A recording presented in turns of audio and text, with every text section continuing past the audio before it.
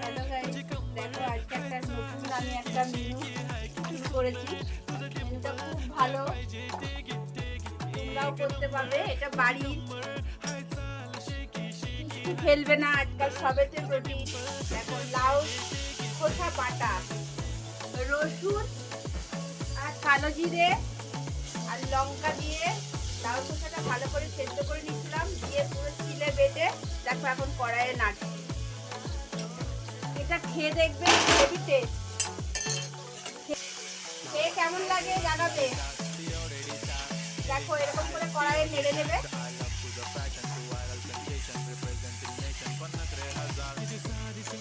নেড়ে নেড়ে নেড়ে নেড়ে পুরো শুকিয়ে নেবে, দিয়ে পুরো একদম বাটার মতন হয়ে যাবে।